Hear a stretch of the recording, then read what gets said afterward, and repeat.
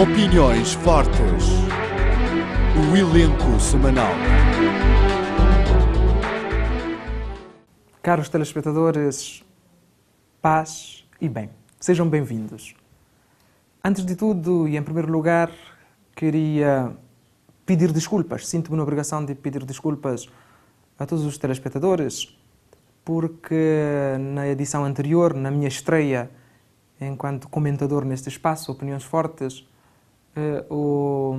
a minha reflexão foi cortada ao meio, portanto só ouviram a segunda parte e sem a primeira parte ficaria difícil perceber o contexto em que eu falava.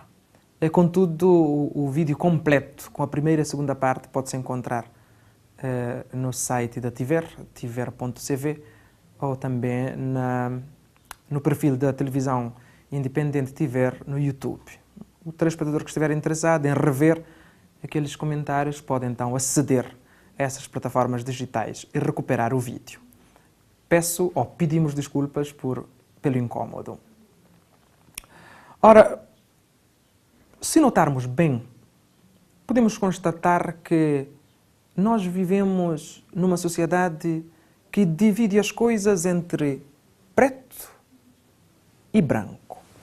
Analisa as situações entre preto e branco, entre bons e maus, entre justos e injustos.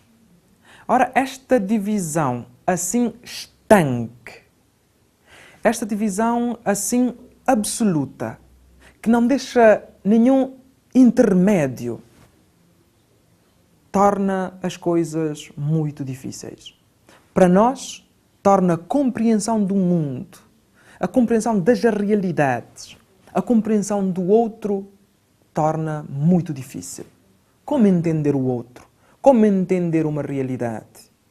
Como entender a própria vida, digamos assim, se é preto ou é branco?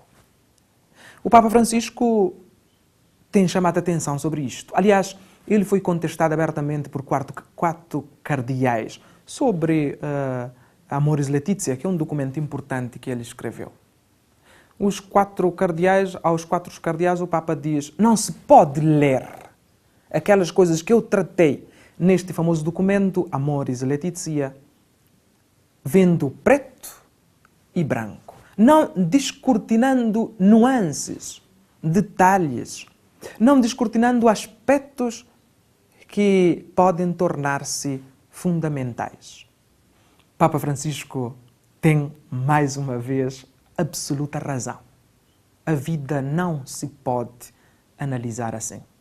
As coisas apresentam detalhes, apresentam nuances, apresentam aspectos que não estão nem no preto nem no branco. E às vezes interessa-nos exatamente esses aspectos, nuances e detalhes, para entendermos um conjunto de coisas que nos escapavam completamente, estando o mundo em preto e branco.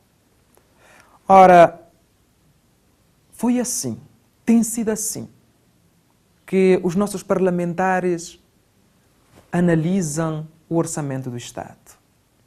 De um lado é tudo branco, tudo claro, tudo evidente. De um lado, o orçamento do Estado foi muito além daquilo que se podia se esperar. Parece que a partir de janeiro este país vai se tornar num outro país. É tudo branco. Do outro lado, é tudo preto. Parece que o do ano passado, seguramente do próximo ano, é o orçamento de fim de linha. Não temos esperança, não temos solução. Nós, que queríamos saber detalhes, nuances, aspectos, para responder se a minha vida económica vai melhorar ou não, se vou pagar mais ou menos imposto, onde e como, se aquilo que eu ganho chega para o fim do mês, ficamos sem saber. Antes do debate, ficou igual ao depois do debate. Para muitos, e para mim, pior, porque mais confuso. Ora, temos que aprender a ser objetivos, a sublinhar detalhes, nuances, sobretudo quem se arroga representar-nos, defender-nos e orientar-nos. Para fazer isto é preciso, então, ser mais objetivos. Não sermos radicais. Sermos políticos, mas não tão partídicos. Porque há quem esteja interessado em entender bem como é que um orçamento do Estado pode influenciar as suas pequenas e grandes decisões, a sua vida, a vida de um país. Certamente, os nossos políticos, representantes dos seus partidos e também dos seus interesses, me rebaterão e legitimamente apresentando os seus argumentos, dizendo que era necessário sublinhar aquele aspecto e não aquele outro, mas sinceramente estou certo de que muitos pensarão como penso eu.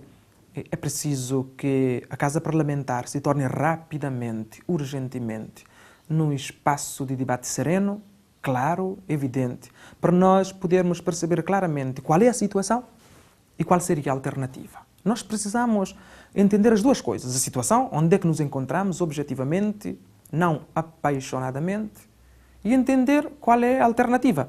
Isto é, e se isto não está bem assim, como é que estaria bem? Qual seria a solução, a alternativa? E podermos, a tempo exato, fazer as contas, consciente, objetivas, e dar uma resposta. Se de facto eles, os partidos, peças fundamentais no sistema democrático, querem que o povo, nós, sejamos autónomos, democráticos também, e possamos escolher abertamente. Ora, antes de concluir, volto rapidamente à figura do Papa Francisco para sublinhar apenas mais um aspecto com que ele nos brindou nesta reta final do ano de jubileu de que tinha falado na quinta-feira passada. O Papa Francisco, desta vez, ao concluir o jubileu, deixou-nos um documento importante, que diz a miséria e a mísera. Alguns traduzem, eu gosto desta segunda tradução, que vou dizer, a misericórdia e a miséria. E refere-se à samaritana, quem não se recorda, que, ao fim e ao cabo, depois das discussões, encontrou-se com Jesus, o misericordioso, a misericórdia, e ela, a miséria, a mísera, a pobre. E Papa Francisco pede-nos exatamente isto, primeiro de estarmos com o misericordioso, de absorvermos, de aprendermos esta maneira de estar com o misericordioso para sermos também nós misericordiosos.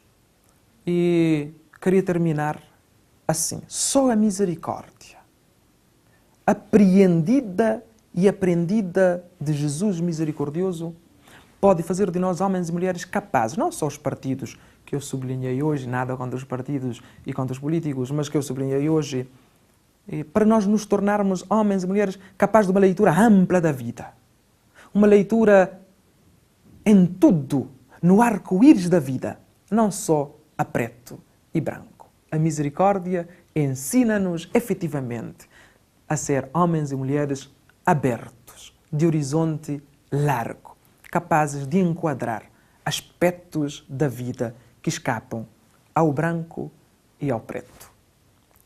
Ora, caros telespectadores, com esta reflexão quis contribuir para que exatamente possamos, de um lado, exigir que quem entenda e quem está mandatado para entender mais do que nós, nos explicite as coisas, para que possamos entender melhor o que se passa naquela casa, a que chamam Casa da Democracia, por um lado.